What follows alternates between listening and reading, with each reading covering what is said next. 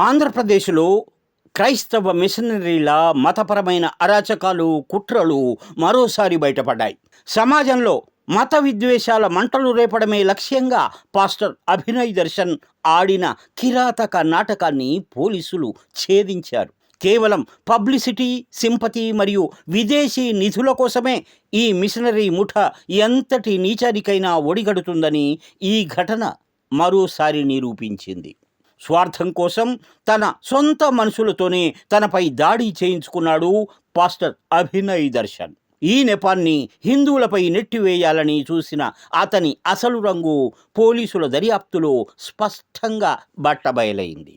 ఆంధ్రప్రదేశ్లో క్రైస్తవ పాస్టర్ల మీద హిందువులు దాడులు చేస్తున్నారంటూ అంతర్జాతీయ స్థాయిలో అబద్ధపు ప్రచారాన్ని చేయడానికి ఈ కుట్రదారులు ప్లాన్ చేశారు. హిందూ సమాజాన్ని దోషిగా నిలబెట్టి తద్వారా అమాయక ప్రజల్లో సానుభూతి పొందాలనే కపట బుద్ధి ఈ నాటకం వెనుక ఉంది.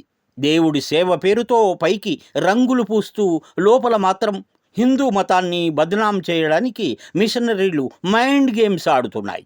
మత మార్పిడులను మరింత సులభతరం చేసుకోవడానికే ఈ దారుణమైన స్కెచ్ వేశారు.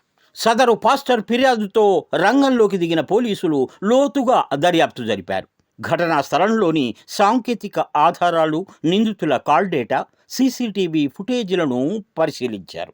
దాడి చేసిన వ్యక్తులు మరెవరో కాదు, పాస్టర్ అభినయ్ దర్శన్ దగ్గర పనిచేసే అతని సొంత అనుచరులేనని తేలింది. తానే స్వయంగా డబ్బులు ఇచ్చి ప్లాన్ ప్రకారం ఈ దాడి నాటకానికి తెరలేపినట్లు పోలీసులు తిరుగులేని సాక్ష్యాలతో సహా నిరూపించారు.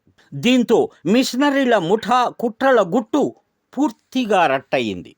దేవుడి పేరుతో, ప్రార్థనల పేరుతో చొరబడుతున్న ఇలాంటి మిషనరీలు సమాజంలో ఏ స్థాయికైనా దిగజారుతాయని ఈ ఘటనతో రుజువైంది. శాంతియుతంగా ఉండే సమాజంలో మతాల మధ్య చిచ్చు పెట్టాలని చూసే ఇలాంటి కపట పాస్టర్ల అరాచకాలను ఉక్కుపాదంతో అణిచివేయాలని ప్రజలు డిమాండ్ చేస్తున్నారు.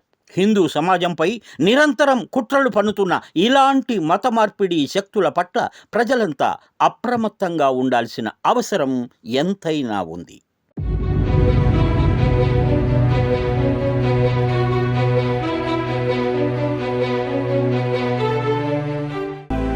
Mind Media, the voice of India.